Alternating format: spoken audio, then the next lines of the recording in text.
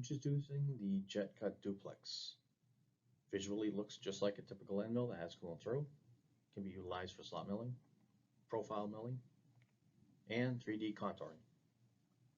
The examples that I'm about to show are out of the catalog numbers that we have recommended for this P20 material.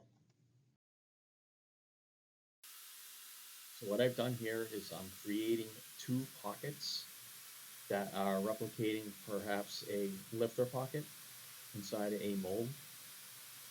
What I'm trying to achieve here is to give you an example of how the Jet Cut Duplex can perhaps reduce your cycle times in this kind of milling application. So when I got a pocket at 1 1 1/8 deep, I'm taking 3 equal depths of cut of 3/8.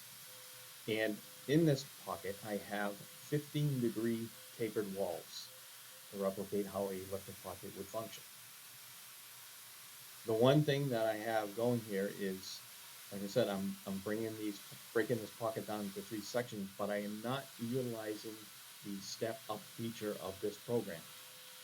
What I'm going to do is I'm going to only use that at the end, and then I'll be doing my step down from the top parting line all the way down into the depth of the cavity. And this is so that I can show you how this tool can be utilized by using its high feed cutting face geometry. So you can see throughout this process we're going at 66 inches a minute. If I was to implement the step up feature of this program, then that whole entire process of cutting the walls would be at 66 inches a minute. And in certain cases, if you're taking such a light radial pass, that would be inefficient for the tool.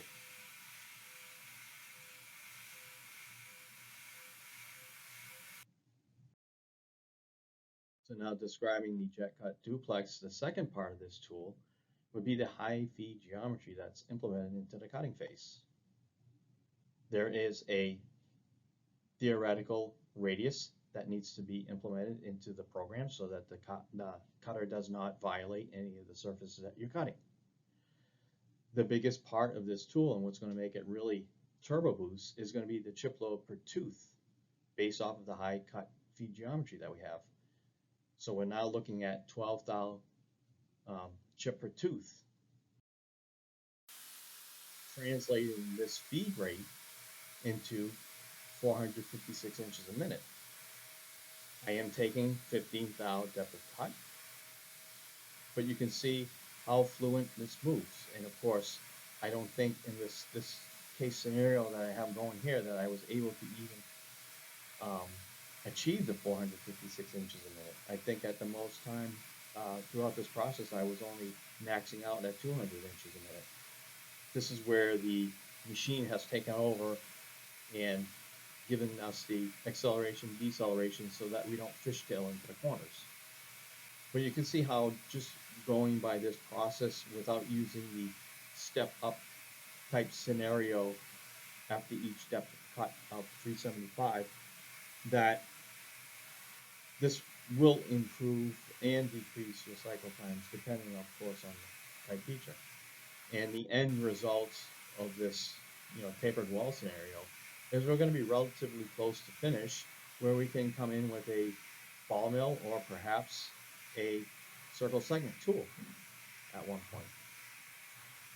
So this is just to give you kind of a visual as to how this Jet Cut Duplex could reduce your cycle times.